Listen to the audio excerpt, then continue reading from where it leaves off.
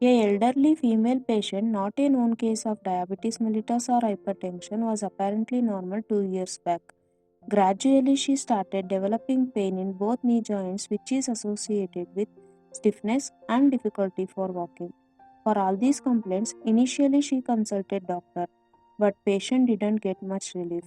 For that, she got admitted to our hospital, clinically diagnosed as Sandigata Vata and treated accordingly.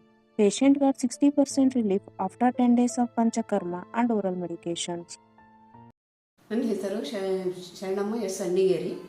Sindagi Shantaveer medical college Ayurvedic ಇಲ್ಲಿ ಹಾವೇರಿ ಇಲ್ಲಿ ತೋರಿಸ್ಲಿಕ್ಕೆ ಬಂದಿದ್ದೇನೆ. ಇಲ್ಲಿ ಬಂದ ಮೇಲೆ ಇಲ್ಲಿ ನಮಗೆ ಇವ್ರದ್ದು ಸಿದ್ದನಗೌಡ ಸರ್ದು ಪರಿಚಯ ಆಯಿತು.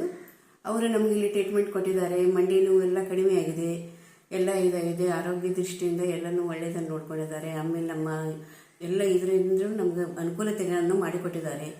ಬೇಕಾದಂಗೆ 2 ಸಲ ಬಂದು ವಿಸಿಟ್ ಮಾಡ್ತಿದ್ರು, ಇದು ಮಾಡ್ತಿದ್ರು, ಪಂಚಕರ್ಮಗಳನ್ನು ಕೊಡ್ತಿದ್ರು. ಹೀಗಾಗಿ ಮಂಡಿ ನೋವೆಲ್ಲ ಇವಾಗ ಕಡಿಮೆ ಆಗಿದೆ. ಇಲ್ಲಿ ಬಂದ ಮೇಲೆ ಮತ್ತೆ ನಾನು ರಿಲ್ಯಾಕ್ಸ್ ಆಗಿ ನಮ್ಮೂರಿಗೆ ನಾನು ಇವತ್ತು ಡಿಸ್ಚಾರ್ಜ್ ಆಗಿ ಹೊಂಟಿದ್ದೇನೆ.